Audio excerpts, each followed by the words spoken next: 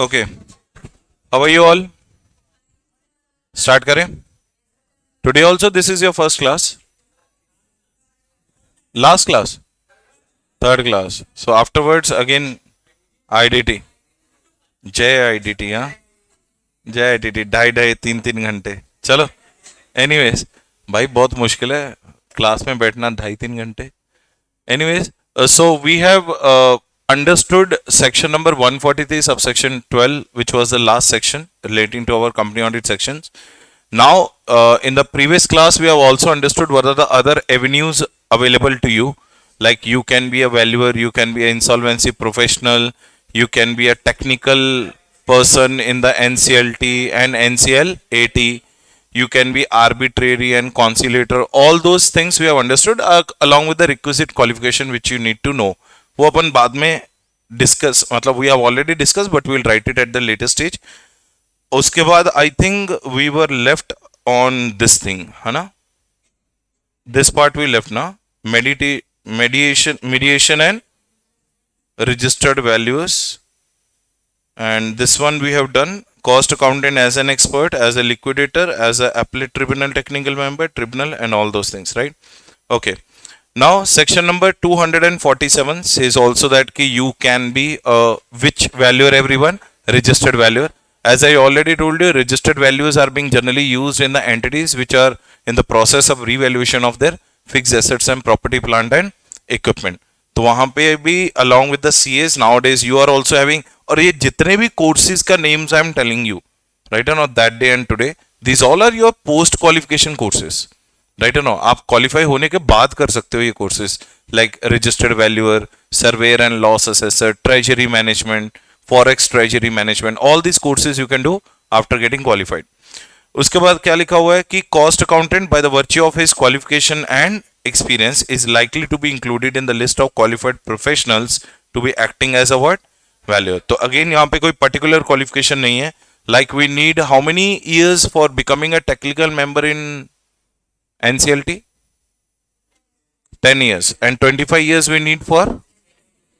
But NCLT mein, if you want to become a technical member, you can be in practice or in service. 25 years of your qualification are required. But you need 10 years of practice to become a technical member in NCLT. But यहाँ पे they are saying as per the normal qualification and expertise if you have. Expertise मतलब if you are a registered valuer course you have done, then in that case you will be allowed as a registered valuer. Next one, appearance before whom? Tribunals. The new act replaces a company law board. I hope you might be knowing that. Prithvi sir must have told you कि NCLT का पुराना नाम होता था CLB, company law board. उसे हम लोग क्या बोलते थे? Company law board. तो see what is written, the new act has replaces a company law board and to establish the NCLT and NCLAT, 4 section 432 of the act enables a practicing cost accountants to appear before the tribunal as well as before the appellate tribunal. Tribunal to be established will take over the functions of High Court in the matter of mergers, amalgamations, winding up, revival of sick companies. Now they are saying that ki yes, CA in practice can also help the companies in winding up, means you can become official liquidators of the company.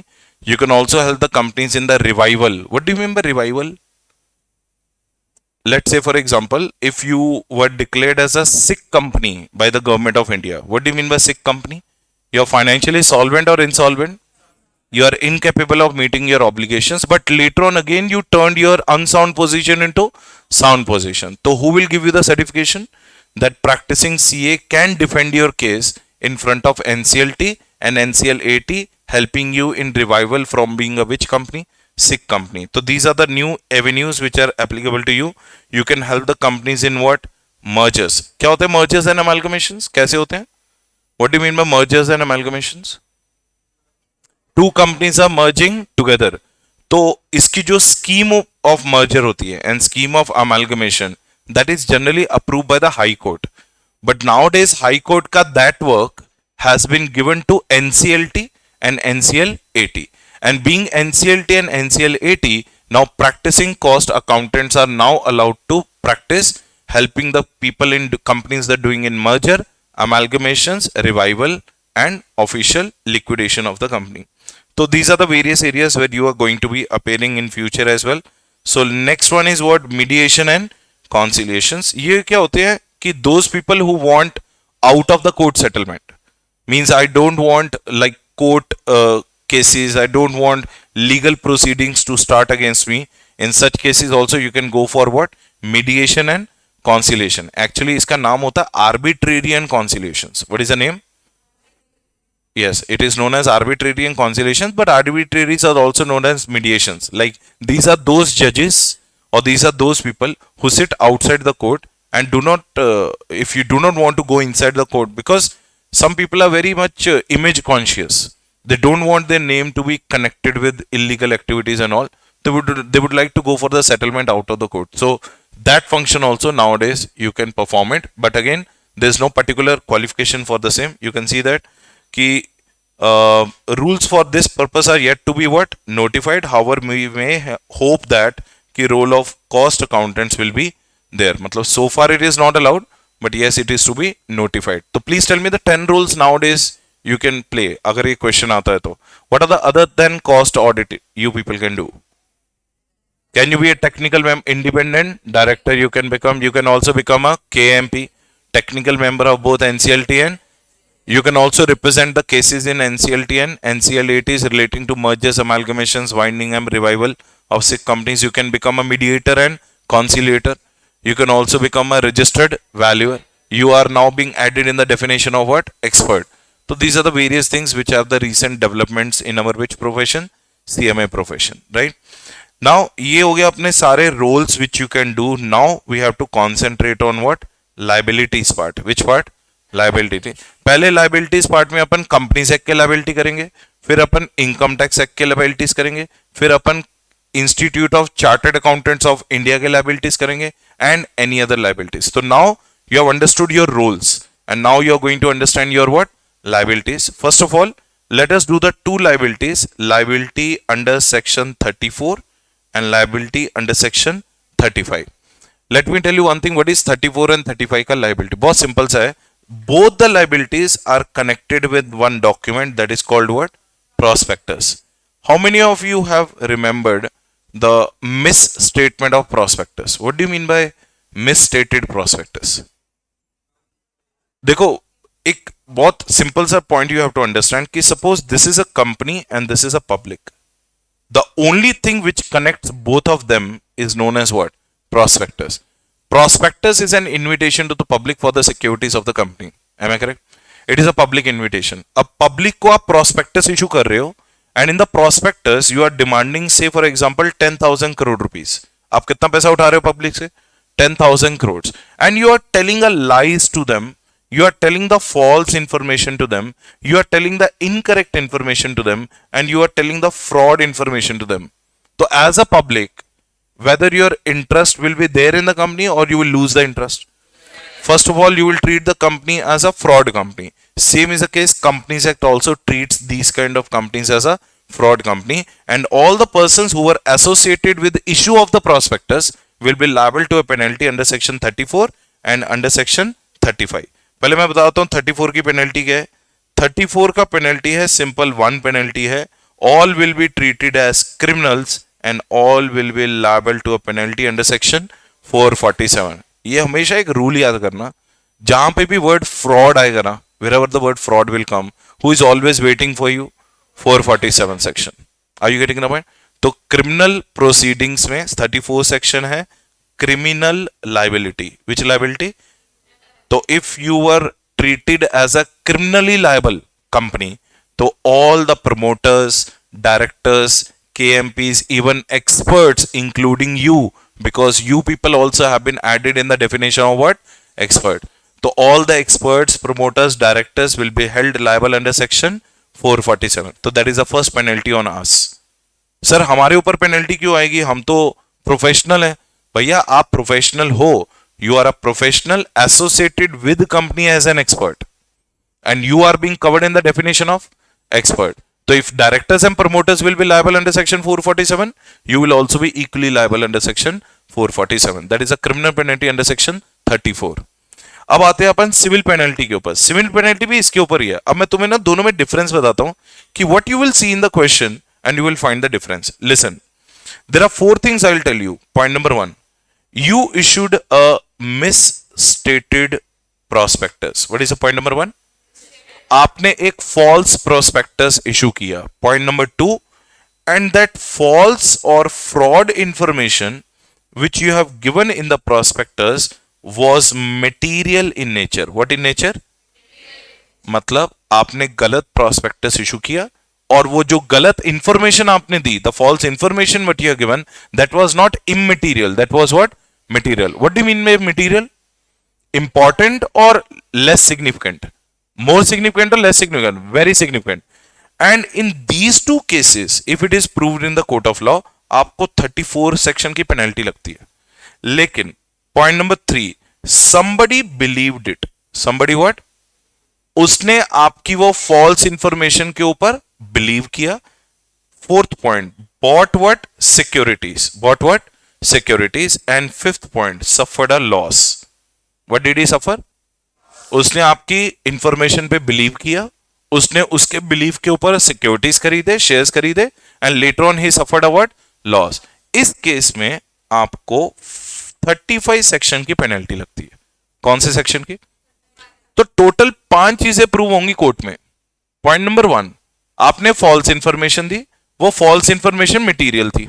Point number 3, somebody believed that false information, bought the securities, suffered a loss. अगर ये पांचों prove हो गया तो 35 लगेगा, और अगर ये दो चीजें पहली दो प्रूव हुई तो 34 लगेगा. अब समझ में आ रहा है? तो 35 क्या है? Civil liability. 35 क्या है? और 34 क्या है?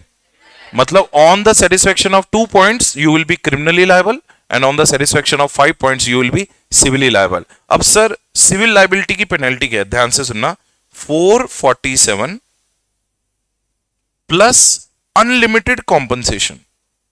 How much compensation? और जब मैं अनलिमिटेड बोल रहा हूं तो अनलिमिटेड का grammatical meaning is also unlimited. What do you mean by unlimited? आप जितना कॉम्पनसेशन पूछोगे, and if the court believes that कि that is required including your mental torture, that also will be paid to you. मैं तुम्हें एक छोटा सा case बताता हूं, जॉनसन एंड जॉनसन कंपनी का. जॉनसन एंड जॉनसन मालूम है ना अपने को कंपनी? यस. तो वो बेबी प्रोडक्ट्स बनाती है, ऑयल, पाउडर, जो भी है बेबी प्रोडक्ट्स एप्लीकेशन. तो बर्थ से लेके 4th to 5th ईयर तक Johnson and Johnson products every Indian mother uses it. Mostly वो मेजोरिटी में है, मोनोपोली में. अब क्या हुआ, यूएस में एक लेडी ने बेबी ऑयल लिया. That baby oil when she was rubbing on the child's skin, तो चाइल्ड को थोड़ा सा स्किन इन्फेक्शन हो गया, स्किन का इन्फेक्शन हो गया. She filed the case against the Johnson and Johnson company. कितना कॉम्पनसेशन मिला होगा उसे? 890 crores. 890 crores का compensation for a 60 rupees worth of बोतल. डैमेज और कॉम्पनसेशन में डिफरेंस क्या होता है पहले ये बताओ. What is the difference between getting your damages back and getting the compensation? Damage मतलब होता है योर एक्चुअल लॉस. अगर वो कंपनी उसको 60 रुपीज वापस कर देती, that is called returning a damage, making your damages good. लेकिन कॉम्पनसेशन का मतलब होता है where your mental torture starts. What starts? अब वो लेडी ने कोर्ट में क्या बोला? What if my son could have died? Simple एक sentence, what if my son could have. तो can you compensate someone's life with money? अब जज को प्रोफेशनली नहीं सोचना है, अब जज को इमोशनली सोचना है कि अगर ये मेरे बच्चे के साथ होता तो क्या होता. इसी को जजमेंट बोलते हैं. जज has to always think not sympathetically, empathetically. वो हमेशा क्रिमिनल और विक्टिम के पॉइंट ऑफ व्यू से सोचता है. तो विक्टिम ने बोला क्या मेरा अगर मेरे बच्चे की डेथ हो जाती स्किन कैंसर के कारण, what you could have done. इसलिए जज ने 890 करोड़ का इतना कॉम्पनसेशन दिया so that in future so such kind of incident should not happen. The day was that and day is today. Not even a single case has been filed against Johnson and Johnson. 890 crore हर साल थोड़ा देते रहेंगे. Correct है या नहीं है? तो that is a kind of compensation is a kind of punishment which you pinch to the company to in such a manner that company should not repeat the bad things again. Did you get the point? उसे बोलते compensation. और यहां पे भी 30. अब मेरे को बताओ लॉजिकली 34 और 35 में ज्यादा प्रॉब्लमेटिक पनिशमेंट कौन सी है? 35. 447 भी लग रहा है सेम मतलब. और इसमें 447 क्यों लगा? क्योंकि 35 को प्रूव करने के लिए all 5 has to be proved and all 5 में first 2 also comes. What are the first 2? Misstatement और vomitive. ये वही चीज है सर. आप मैगी बनाते हो, मैगी बगैर मैगी बना सकते हो? Can you make a Maggi without Maggi? Can you make a Maggi without water? Can you make a Maggi without gas? हाथ में बनाओगे, नीचे लाइटर रख के, यूटेंसिल भी चाहिए, करेक्ट है नहीं है? तो मैगी में आप जो जो डालते हो वो बेसिक इंग्रेडिएंट्स है without which Maggi can not be prepared, without masala भी नहीं बना सकते। सेम चीज है, ये पांचों चीजें प्रूव होनी चाहिए। लेट्स से फॉर एग्जांपल आपने कोर्ट में प्रूव कर दिया, मान लो she is the one who bought the securities, तो इसने ना चार चीजें प्रूव कर दी। सर प्रोस्पेक्टस में मिसस्टेटमेंट थी, वो मटेरियल थी, I believed, I bought, but I did not suffer the loss. तो जज क्या बोलेगा? टर्नर ऑन पो अम्मा, when you did not suffer the loss why did you come here? You should only come when you suffered a loss. Clear? ये पांचों चीजें प्रूव होंगी तो 35 लगेगा, दो चीजें प्रूव होंगी तो 34 लगेगा। That is called civil liability and which liability? Criminal liability. Did you understand civil? And what is the second one you understood? पहले उन्होंने सिविल दी है, सिविल में मैं तुम्हें इसकी लाइबिलिटी बता देता हूं। What is a liability? या civil liability, misfeasance in the company charged with the misfeasance only at the liquidation. Yes, ये पूरा सेंटेंस पढ़ना, सेक्शन 35 का। When a person has subscribed, मतलब bought your securities of a company, what is this word? Acting on, मतलब उसने आपकी information को क्या किया? Believe. Any statement included in the prospectus or on the inclusion or omission of any matter in the prospectus which is misleading, मतलब fraud था, and thereby has sustained also what? Losses. सारे points इसके अंदर आ गए। तो आपको क्या लगेगी? which liability you will be liable to? Civil liability. तो you will be liable to pay the civil liability. Is it clear to all of you? ठीक है, अब अपन पढ़ते criminal liability। नीचे criminal दी हुई है, अब पढ़ो। Where an auditor has authorized the issue of what? Prospectus which includes any statement which is untrue or misleading, where the prospectus has included or any matter which is mislead, the auditor shall be held. यहां पे कहीं पे भी लिखा है somebody bought the securities on your belief and suffered a loss? No. तो two things when you prove, you get penalized under section 34. That is called criminal liability. Plus three things more added, 35. तो इसकी penalty क्या है? 447. उसकी क्या है? 447 plus unlimited compensation. दोनों में डिफरेंस समझ में आया? दिस इज कॉल्ड 34 एंड 35 का पेनल्टी। अब पढ़ते अपन ये वाला next penalty. What is the next penalty? Punishment for the non compliance of 139, 144 and 145। ध्यान से सुनना। 139 है appointment plus rotation plus casual vacancy. What are the three things? Appointment, rotation, casual vacancy.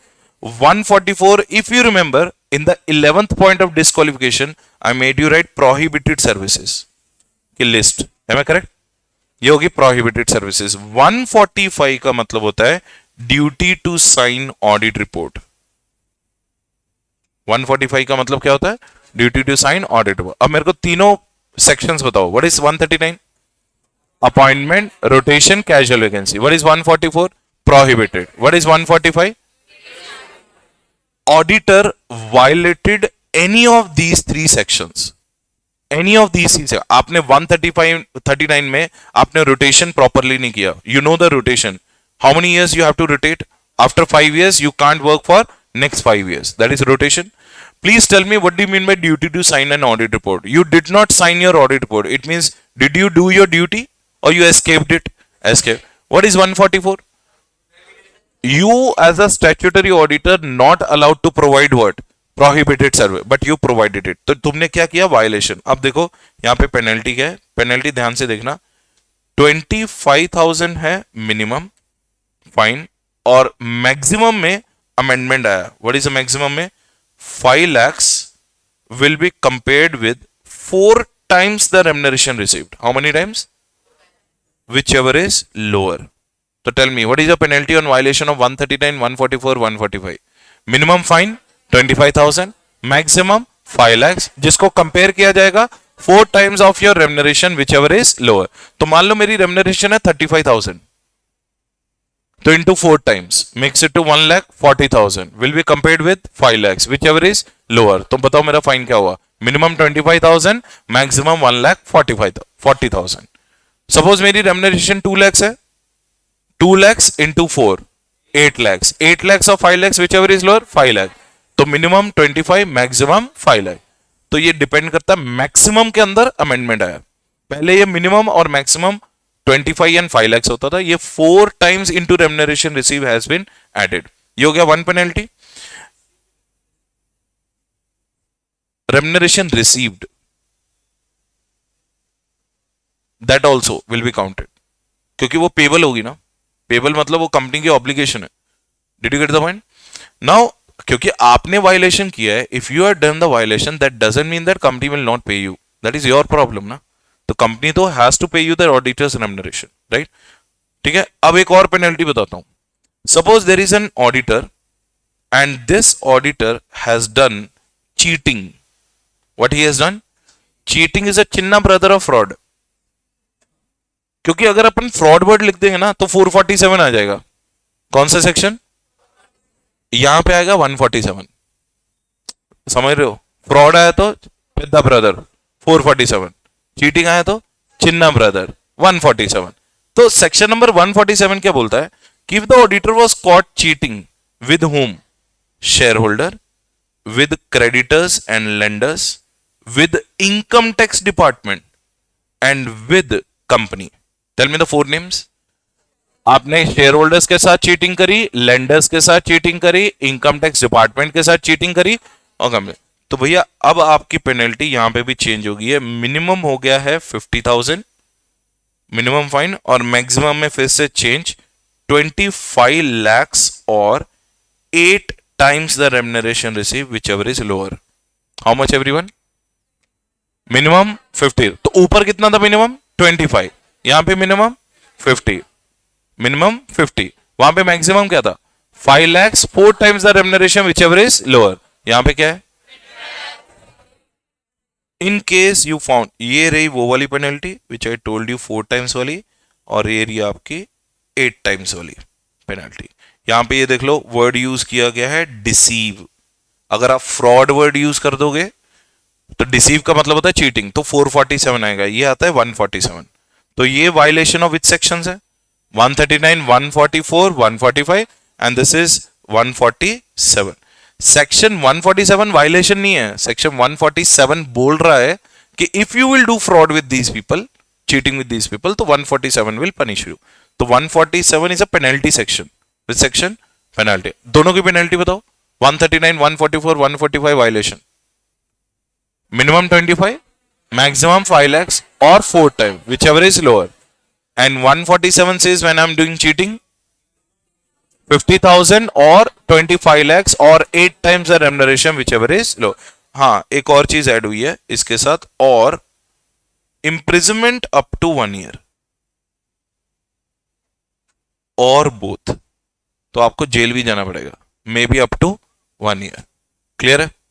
ये होगी आपकी penalty 34, 35, violation of 139, 144, 145 and 147. Next one. Convicted auditor shall be liable to refund the remuneration received by him from the company and pay for the damages to the company, statutory bodies and authorities and members of creditors for loss arising out of the incorrect or misleading statement of a particular made in his audit. तो भैया जब आपको penalty लगी, जब cheating prove हो गई, तो cheating का मतलब तो यही हुआ ना आपने इंटेंशनल किया. What is the difference between error and fraud? Intention. तो चीटिंग मतलब इंटेंशनल थी. तो भैया आपने जितना भी रेम्युनरेशन रिसीव वो तो पहले आप रिफंड करोगे, प्लस लायबिलिटी भी पे करोगे. तो मतलब डबल धमाका. You will be paying the fines plus refunding the remuneration. Next point. In case where the audit of the company is conducted by the audit firm. तो मेरे को ये बताओ, what are the 3 ways by which you can practice? Sole proprietor. One of the partner did the cheating. तो is it the partner who is going to suffer or the whole firm? Whole firm. तो ये पूरी की पूरी penalty पूरी firm की हो जाएगी. Did you get the point? And individually also you will be criminally liable and civilly liable. That's what they are telling you in these 4 penalties on violation of 139, 144 and 145. Crystal clear है? तो what are the penalties we have done? 34 का, 35 का and 147. 147 के अंदर 2-3 penalties. Next penalty पढ़ो. Punishment for refusal और failure to produce what? Document. अब देखो कंपनीज एक्ट में क्या पूछा जाता है कि लेट्स से फॉर एग्जांपल आपको एनसीएलटी, आरओसी ने डॉक्यूमेंट्स पूछे. As an auditor you failed to provide the documents. NCLT demanded but you paid, given और did not give. Did not. Now see, as per section number 217, if the auditor fails without any reasonable cause or refuses to produce inspector or person authorized by him any kind of information or to appear before the inspector personally, तो आपकी penalty ये देखो यहाँ पे लिखी हुई है, imprisonment of a term which may extend to 6 months with a fine ranging from 25,000, the minimum 25,000 to 1 lakh, and with a further fine which may extend to 2,000 rupees every day after the first during which the failure continues. Let's say for example, inspector ने आपको time दिया कि भैया 45 days के अंदर I need the information, you are providing the information in 75 days. अब बताओ penalty क्या है? He asked you to provide the information in 45 days. पूरी पेनल्टी बताना मेरे को. That is how the question will come. Inspector asked in 45 days, you provided the information in 70. First of all you provided और late provided. Penalty बताओ. आपने 45 days में नहीं दी, you fail to provide in 45 days, penalty. Minimum देखो, imprisonment up to how many months. इसमें और है या एंड है? एंड मतलब आपको फाइन भी देना पड़ेगा ranging from 25,000 to 1 lakh. And आपने बहुत सारे दिन डिले भी करे, तो you have taken 30 days extra, तो पर डे का 2,000 भी, तो मतलब आपको 60,000 वो भी लगेगा. Did you get the point? तो per day 2,000, minimum fine of 25,000, maximum of 1 lakh, and imprisonment up to 6 months if you fail to provide what? Documents. Clear है? तो ये छोटे छोटे पेनल्टीज है. And fraud in relation two winding up. अगर company का winding up हो रहा था and you were a party involve in that fraud, तो आपका पेनल्टी देखो, imprisonment of not less than how many years? 3 years, which may extend up to how many years? 5 years. फिर से and है, मतलब जेल भी जाना पड़ेगा, फाइन भी देना पड़ेगा. Which shall not be less than 1 lakh but which may extend up to 3 lakhs. अब बताओ, you were a fraudulent party in the winding up of the company. अब बताओ how much jail? Minimum 3 to 5 years and next fine 1 lakh to 3 lakhs. ऊपर वाली penalty क्या थी? Fail to produce documents. यहां पे party involve in winding up. Next one, punishment for which information? You gave the information but you intentionally gave it as what? False. So he'll be liable under section 447. False मतलब क्या हुआ? Fraud. Fraud मतलब 447. Next one. Punishment for which evidence? दोनों में difference क्या है? वो false statement है, यहाँ पे आपने false evidence दिया. तो then in that case he shall be punishable with an imprisonment which shall not be less than what? But which may be extended to 7 years and a fine which may extend to 10 lakh. तो भैया 4 penalties लगी companies act में, और 34, 35, फिर violation of 139, 144, 145. अब क्या लग रही? 4 penalties. Point number 1, you fail to produce the documents to inspector, penalty number 1. Penalty number 2, you were a party involve in winding up, penalty number 3, false statement, false evidence. अब बताओ, fails to produce the documents to inspector, minimum imprisonment up to 6 months and a fine of minimum 25,000, maximum 1 lakh, and per day fine of 2,000 rupees. Correct है? Next point, अगर आपने winding up में party थे, you were a party to a winding up, minimum 1 lakh, maximum 3 lakhs, and imprisonment which may range from 3 to 5 years. ठीक है? False statement 447 and false evidence अभी हमने किया. How much is the imprisonment? 3 to 7 years and a fine of up to 10 lakhs. ये आ गई आपकी 4 penalties. और under the which act? Companies act. तो कंपनीज एक्ट के अंदर 4 + 2 6 पेनल्टीज हो गई. 34, 35 1 civil and criminal, violation of 139, 144, 145, और ये होगी आपकी 4 पेनल्टीज. और now what is the penalties everyone? अब मैं तुम्हें बताता हूं इसमें फनी थिंग क्या है. उन्होंने ना 4 एक्ट लिखे. लिखो, penalty under which act? Income tax act. Penalty under chartered accountants act. Penalty under but penalty लिखना भूल गए. पेनल्टी पता क्या लिखे उन्होंने? As per the prescribed act. Penalty depending upon case to case basis. मतलब there is no proper penalty for the same. आप simple लिखे होगे, the auditor will be penalised as per the prescribed act. Simple. तो what are the 4 acts? Income tax act, chartered accountants act, insurance and banking. यहां पे quantification of penalty is not given, only the name of the acts you have to remember. Insurance, chartered accountants, banking regulation and income tax act, right, life insurance act, right. ये हो गया आपकी कौन सी penalties under the other acts. What is the next one? Contractual liabilities. What do you mean by contractual liabilities? Under the Indian Contract Act. Which contract? Same as per the which act? Prescribed act. तो सिर्फ companies act की ही penalties है जो quantify की गई है. Actually let me tell you one thing, जो income tax के अंदर है section 278, 288, rule 12A and 271J, जो आपने डीटी में करे हुए, रौनक सर ने पढ़ाए होंगे ये सेक्शन, याद आ रहे हैं? 278, 288, रूल 12A, 271J. हाँ पढ़ाए थे सर, देखेंगे जब वो हम लोग रिवाइज करेंगे, देख लेंगे.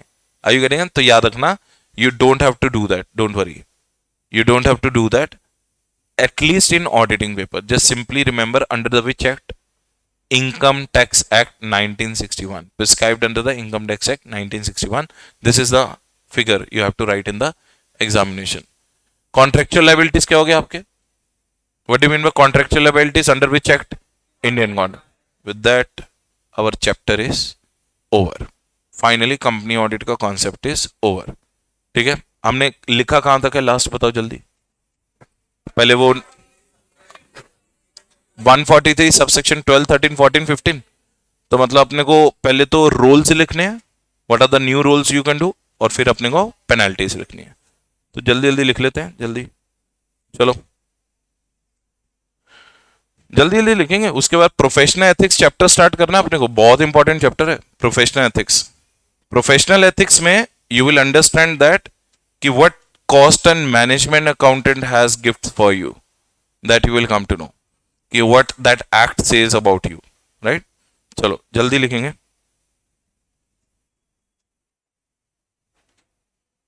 So roles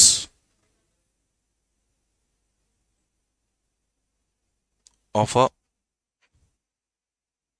practicing and non-practicing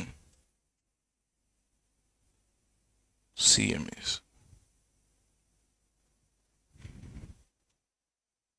देखो अपने को कुछ इतना डिटेल में नहीं लिखना है, we just have to simply write what roles you are allowed, क्योंकि we all know the meanings, right. Point number 1, as a which director? As an independent director. Second, can be appointed as, can it be appointed as KMP? KMP. Point number 3,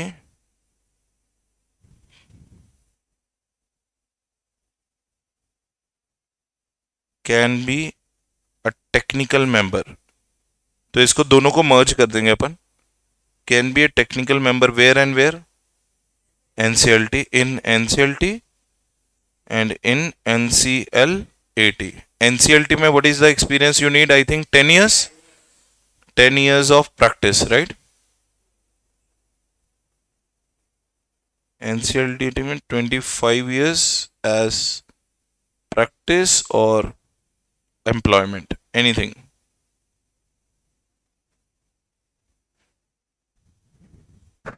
ठीक है. Next one, company liquidator.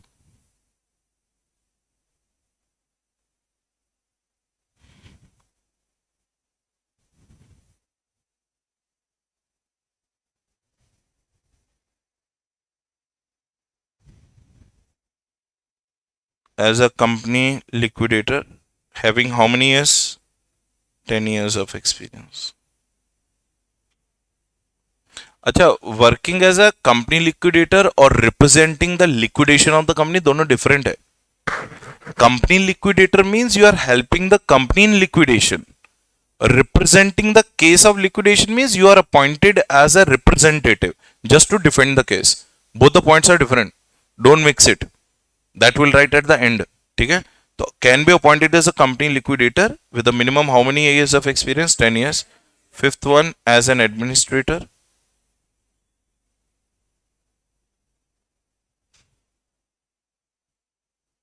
as an administrator as specified by CG.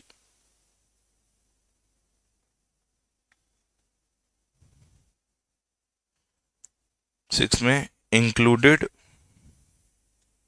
as specified, included in the definition of expert.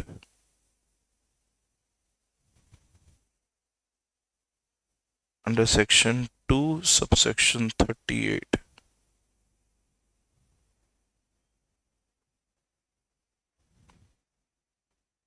can be an assistant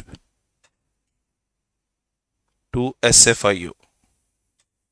What is SFIO? Serious Fraud Investigating Officer, right? As an expert. Can be an assistant to SFIO as an expert. Next one, eighth, can be appointed as registered valuer.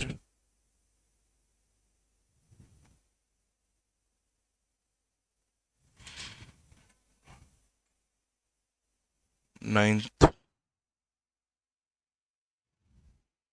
can be appearing, can be appeared as, can be appeared before NCLT or NCLAT for winding up revival cases.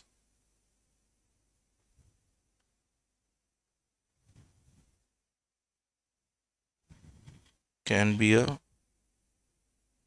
mediator or conciliator, but not yet notified.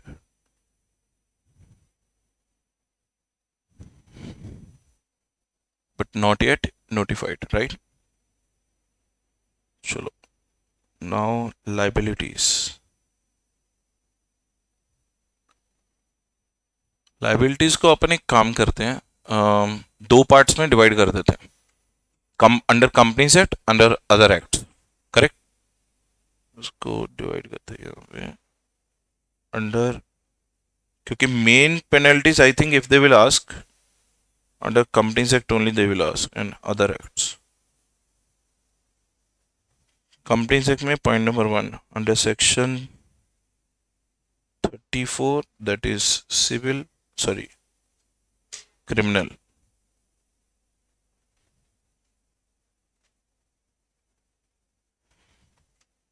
Penalty under section 447. Reasons. What are the two reasons? There is a misstatement in prospectus, and such misrepresentation is false or material in nature.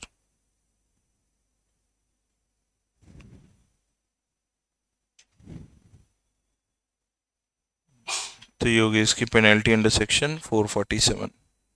Second,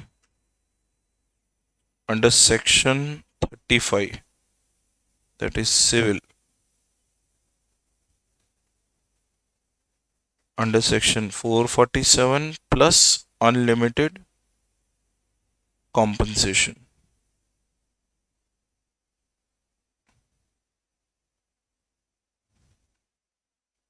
Reasons.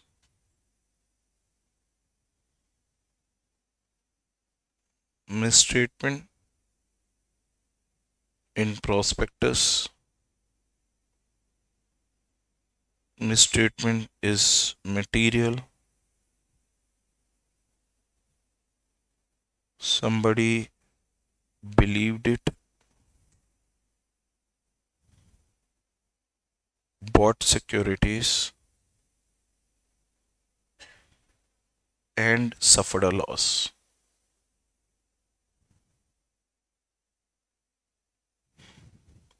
Clear? Other acts में under income tax act, under RBI act,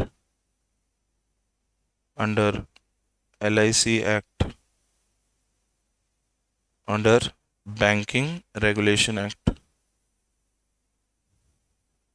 and under Indian Contract Act. Correct?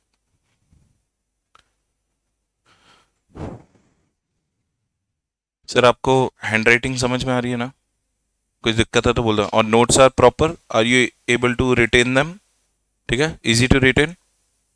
Okay, चलो let's move to the next point, third. अच्छा अच्छा, sorry यार, मेरे को लगा तुम मेरे से फास्ट हो।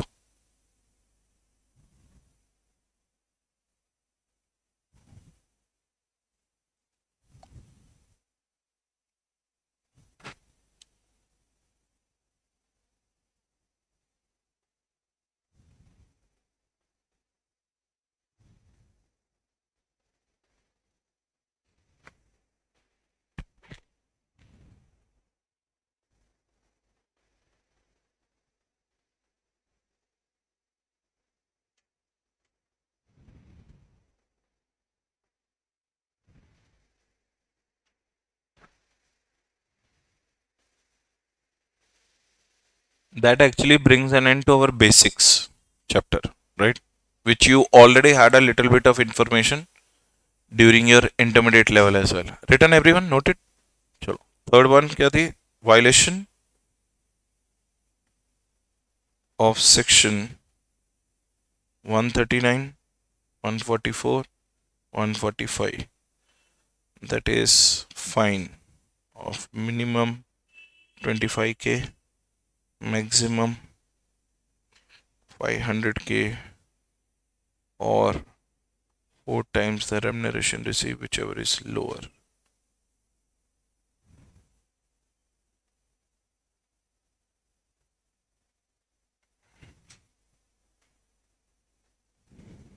Fourth, under section 447, if auditor found guilty of deceiving, use the word deceiving or cheating. Don't use the word fraud, please. Okay. Cheating whom? Company, shareholders, creditors and lenders, and income tax department. तो हाँ जी, fine monetary होता है, penalty में imprisonment आती है, इसलिए fine को हम लोग पनिशमेंट्स बोलते हैं. Fine is punishment, penalty is when the penalty comes with what? Imprisonment, right? तो यहाँ पे होगी मिनिमम फाइन कितना था? 50k, maximum 2500k. करेक्ट है? 25 lakhs 2500k ही हो ना? और 8 times the remuneration received, whichever is lower. ठीक है, तो ये हो गया इसका, प्लस इम्प्रिजनमेंट, सॉरी, और इम्प्रिजनमेंट अप टू 1 year, और बोथ.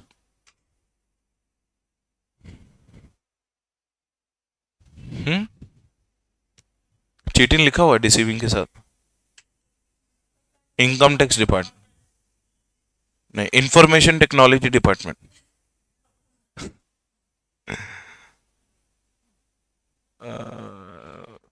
कितने? 4 and 4 more, right? 5, 6, 7, 8. पैरेलली लिखेंगे, it will be easy for you. 5, बताओ. fails to provide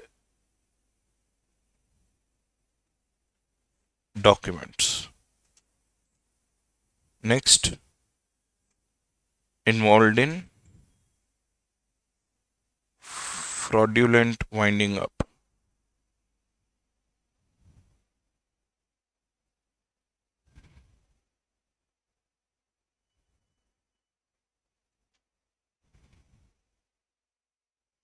यहाँ पे provides false statement, provides false evidences. हाँ जी, पॉइंट नंबर 1 यहाँ पे fine minimum 25K, maximum 1 lakh and imprisonment of 6 months, correct, plus 2000 rupees per day for default. Of 6 months है, up to 6 months है? हाँ, up to है क्या? हाँ, अप टू है, not of, up to 6 months, right?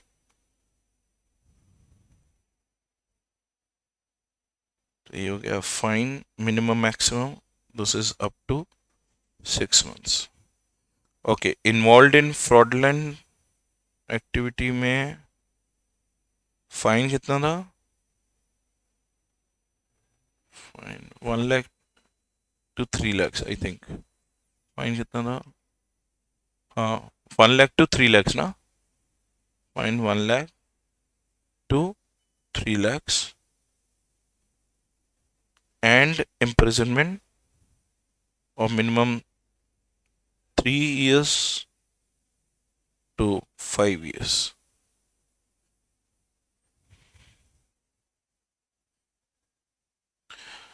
Okay, provides false statement directly under section 447 और false evidence में imprisonment of 3 to 7 years and fine up to 10 lakhs, correct?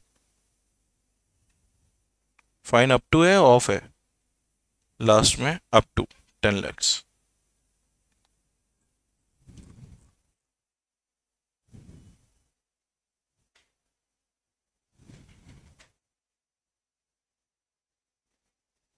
Done sir?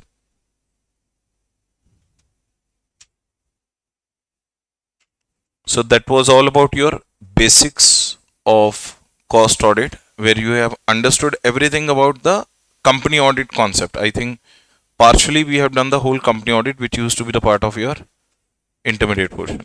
ये थोड़े new additions थे, like what are the other roles you can play and what are the penalties under the with different acts. बोलो sir, doubt है?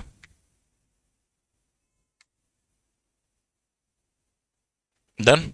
तो these are the 8 penalties and मेरे ख्याल से mostly penalties they may ask you only under the companies act, क्योंकि other way around there is no penalty and they have the high scope of coming in the examination in the form of MCQs, right?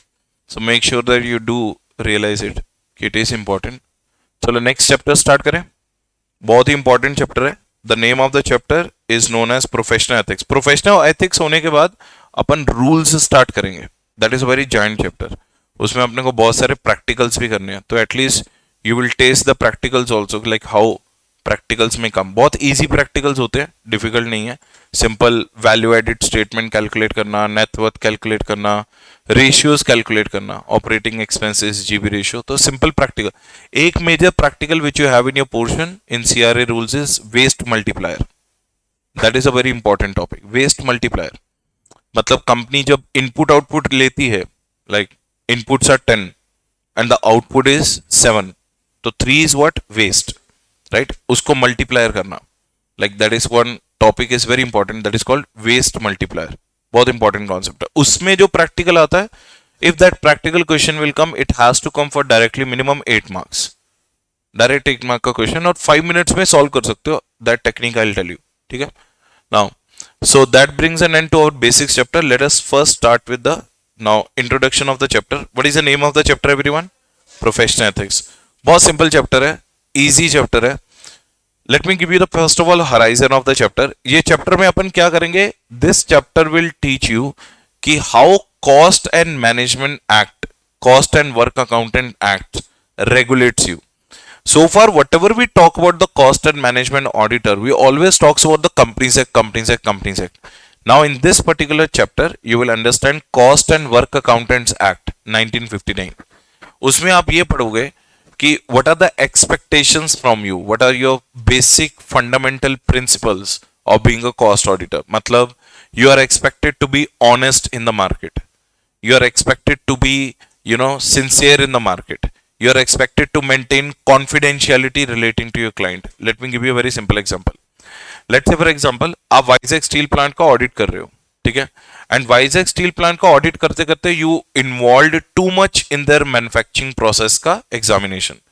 During the examination you caught some very sensitive and secretive information about the client's manufacturing process, which if it will be made public, it will make sure that your client will be down to the knees. Are you getting the point? So would you like to spit it out or you would like to remain it secretive? उसे बोलते confidentiality quality. Which quality? You have to maintain the confidential or secretive or sensitive information of your client till the time you do not die. तो इसका मतलब ये नहीं है कि once you will stop doing the audit of your client you are allowed to spit out. नहीं, either you are a past auditor or you are a present auditor. These are the certain types of qualities which are expected from you. This is the one part.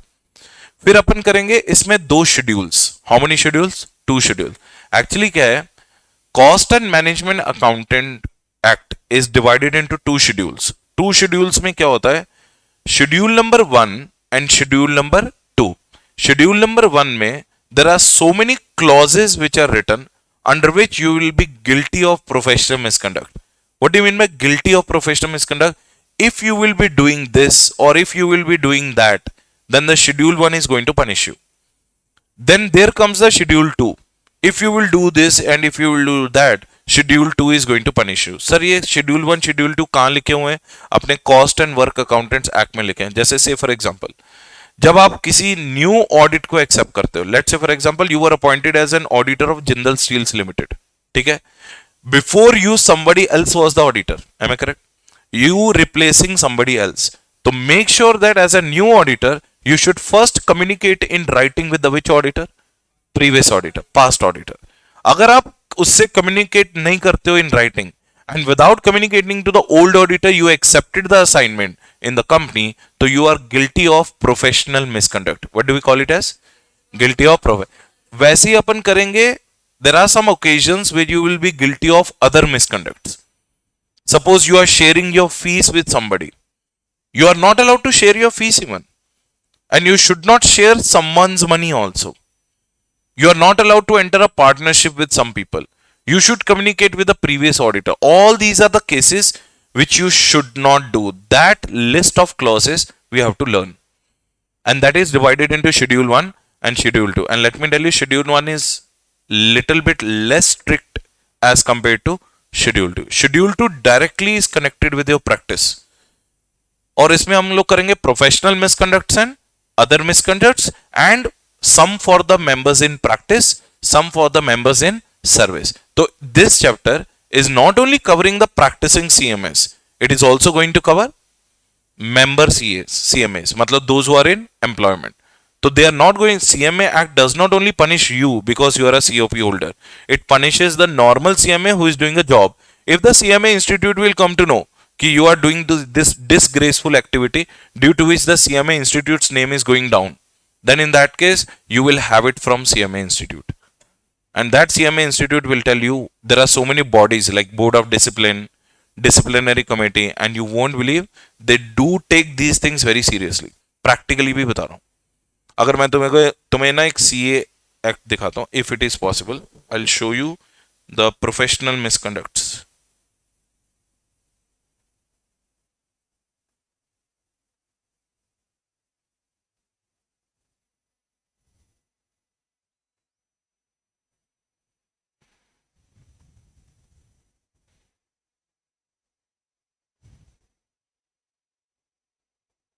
ये देखो, ये जो you will सी ना, ये आपको दिख रहा है directorate discipline professional misconduct applicable. ये एक्चुअल में रियलिटी में they list down your name in their website also. कि you are debarred from practicing, you are debarred from membership for 6 months, 1 year, 3 year, 10 year और permanently. ऐसी एक list है actually. I don't know where is that list. I should have shown you so that you will come to know कि ये देखो ICAI notifies removal of how many chartered accountants. तो ICAI takes it very seriously. You dare to cross the lines which are being traced by the ICAI. And the moment ICAI or our ICAI, Institute of Cost Accountants, every ICSI may be ऐसे ही है same. तो professional ethics is very common in 3 professional bodies. You move and cross your lines, and if they think that the reputation of institute is going down because of your acts in the market, then they will not think twice before punishing you. That is what we are going to learn in this particular chapter. The name of the chapter is Professional Ethics. थोड़ा idea है chapter का? तो chapter क्या बोलता है? इसमें अपन beginning में ही पता कर लेंगे कि what are the things which are expected from you. First of all, read. As a professionals in the field of cost and management accounting, the members of our institute are bound by the what? Code of Professional Ethics. This code stipulates and binds them to the highest level of care, duty, and responsibility to their employers and clients. What do you mean by responsibility to their employers and clients?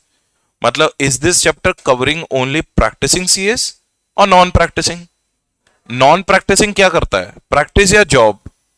Job. तो उसकी loyalties किसकी तरफ होनी चाहिए? Employer की तरफ. और practising CA क्या करता है? सीएमए क्या करता है? प्रैक्टिस. तो उसकी लॉयल्टीज किसकी तरफ होनी चाहिए? क्लाइंट्स की तरफ. Are you getting the point? तो you both are covered. You have to be responsible to their employers as well as what? Clients and the public and what? fellow professionals. Fellow professional का one example I told you कि as a incoming auditor, it is your duty to first communicate in writing with what? Prior. और ये आपको practically भी करना होता है. अगर कोई कंपनी आपको हायर कर रही है एज ए कॉस्ट ऑडिटर, पहले उससे पता करो कि उनका पिछले साल ऑडिट किसने किया, last audit who has done.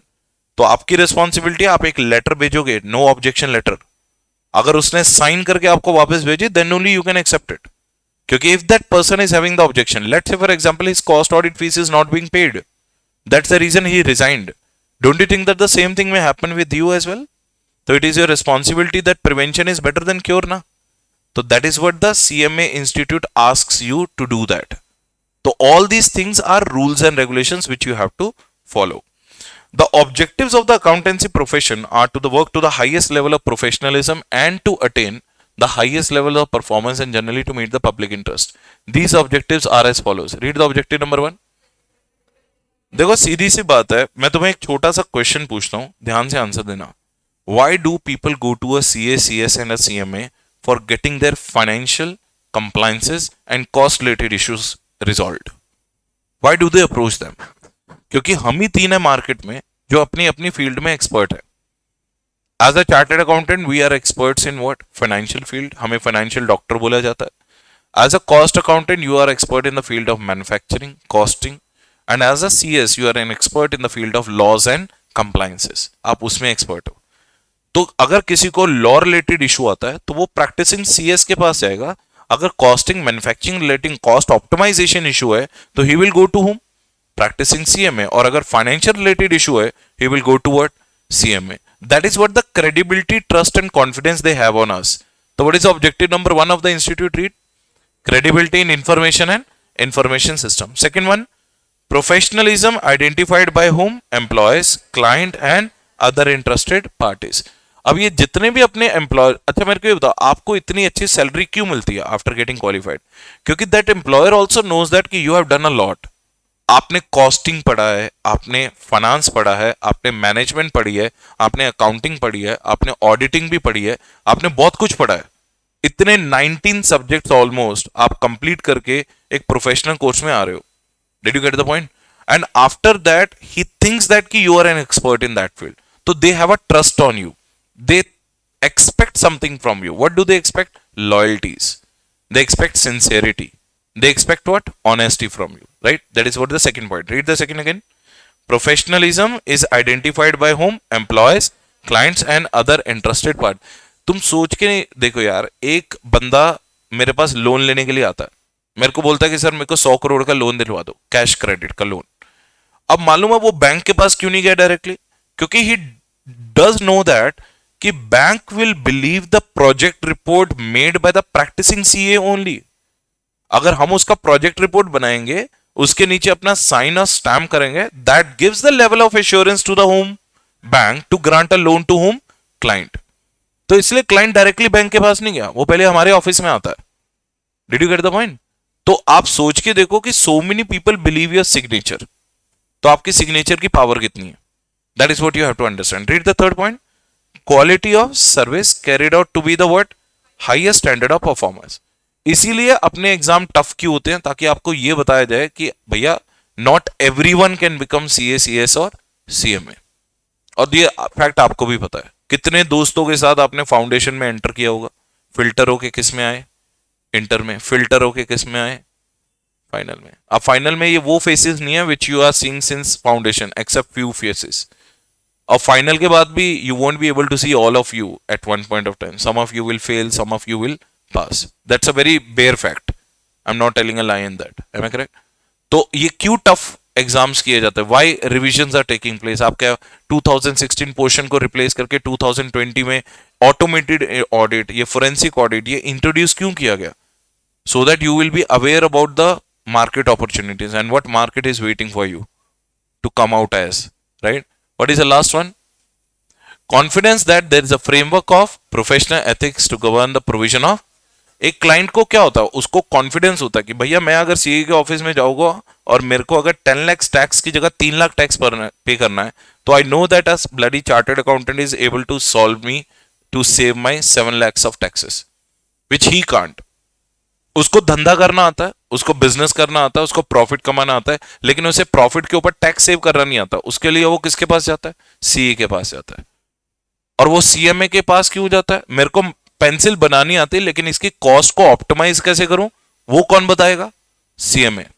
मेरे को मालूम है मैं लिस्टेड कंपनी हूं, लेकिन मेरे को सेबी के क्या लॉस फॉलो करने, वो कौन बताएगा? प्रैक्टिसिंग सीएस बताएगा।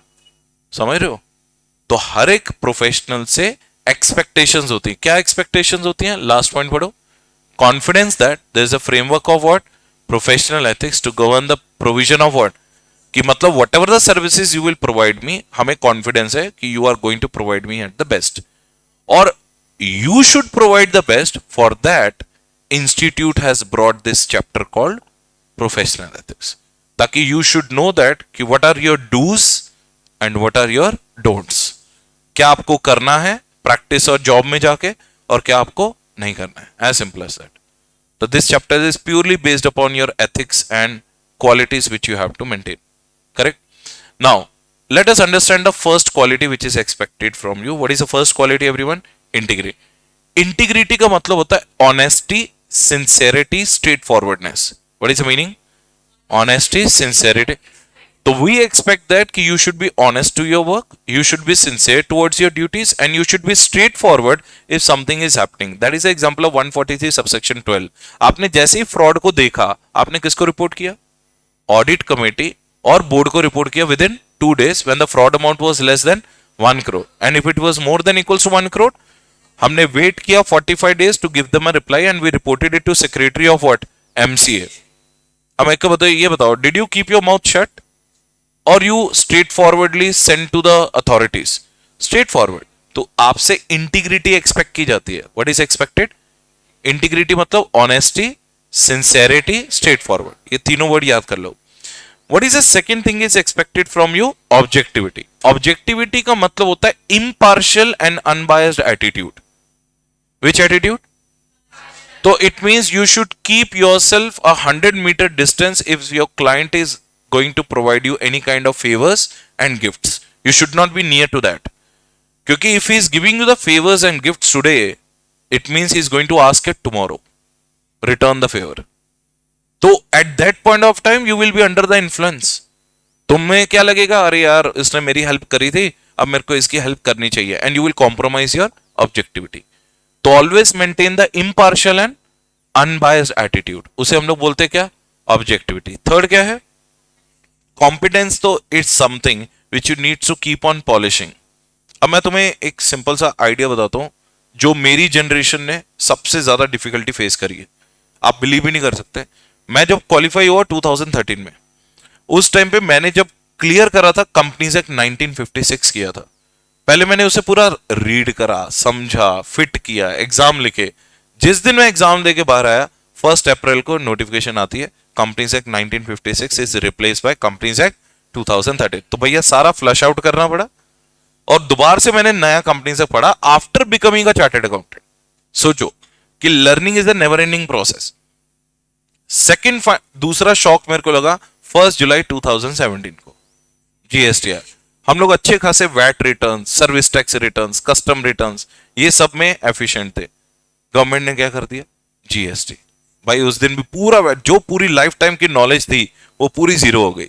उस टाइम पे मैं और एक बीकॉम क्वालिफाइड दोनों सेम लेवल पे, करेक्ट है, क्योंकि वो भी जीएसटी पहली बार पढ़ेगा, मैं भी जीएसटी, और स्टूडेंट और हमारे में कोई फर्क नहीं रहा।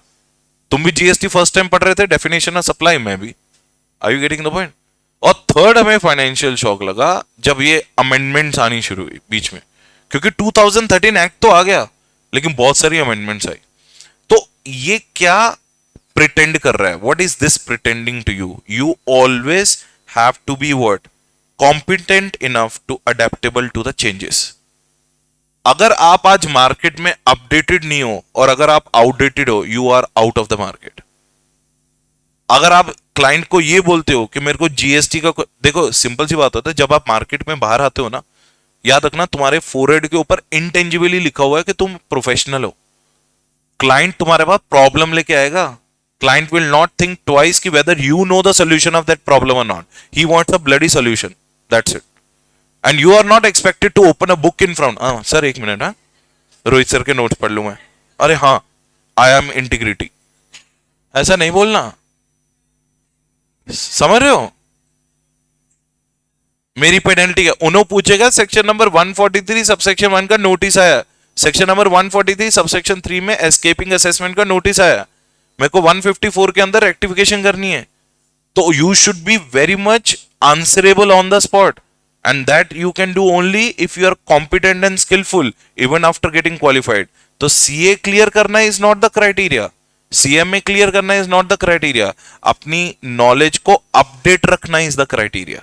तो your actual learning starts after getting qualified along with money, जहां पे आपको सीखने के भी पैसे मिलेंगे। Did you get the point? उसे बोलते competence. And what is the fourth thing expected from you?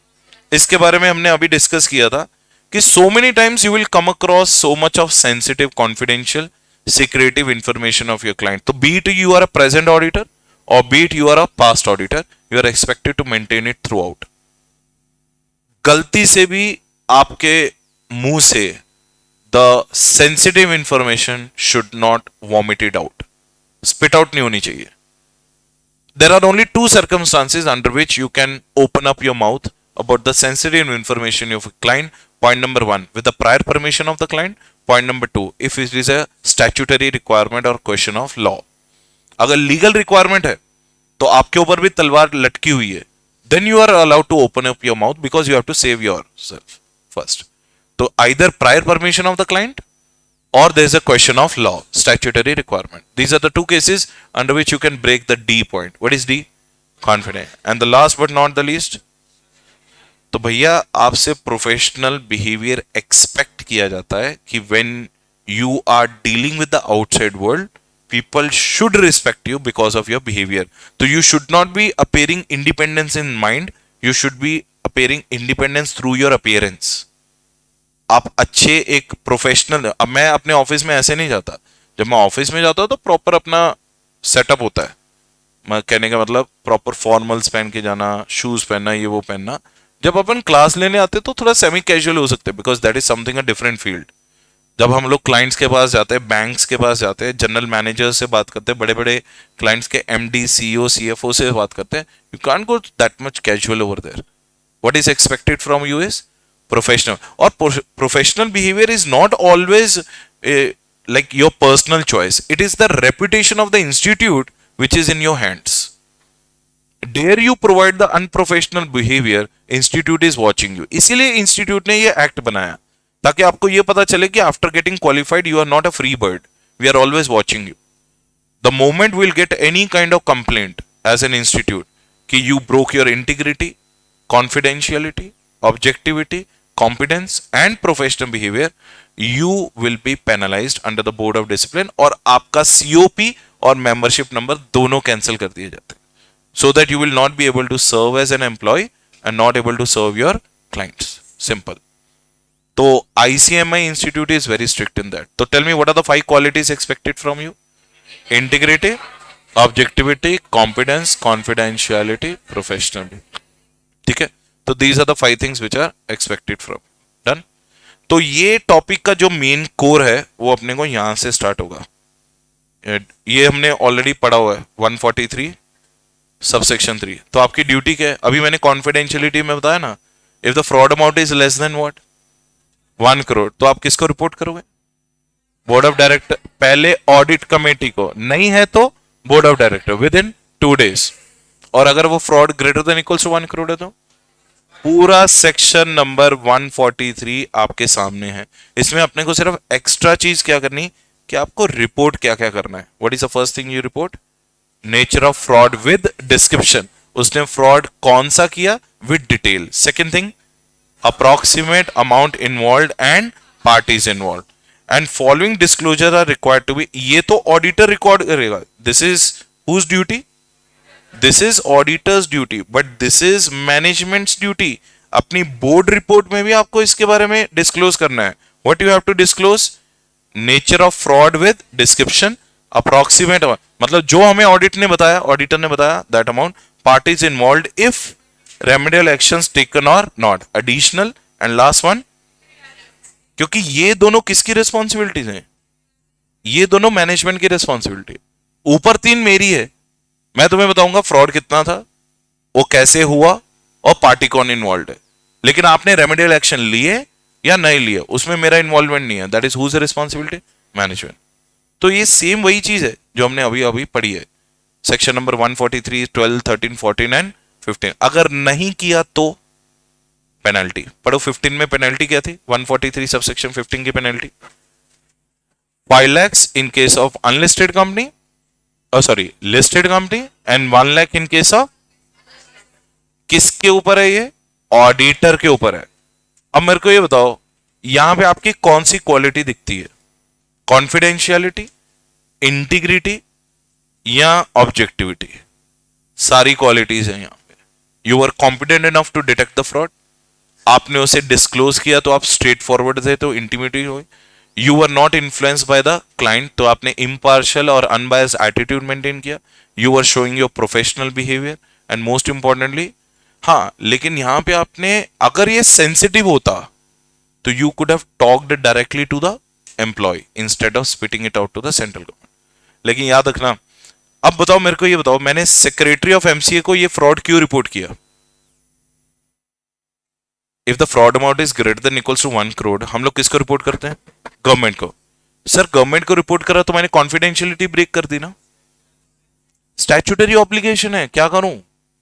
उस टाइम पे तो बोलना ही पड़ेगा ना. मैंने क्या बोला? What are the 2 cases under which you can break it?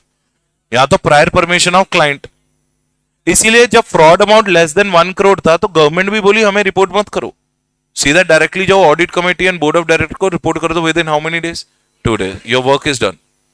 Did you get the point? तो ये होती है अपनी integrity, objectivity, confidentiality, competence and, ठीक है ना, इंडियन ऑयल कॉर्पोरेशन. उसके एक एग्जांपल बताऊंगा मैं. ठीक है, चलो दैट्स इट फॉर टुडे. क्योंकि अपने को मेन कॉन्सेप्ट अपने को कल पढ़ने हैं.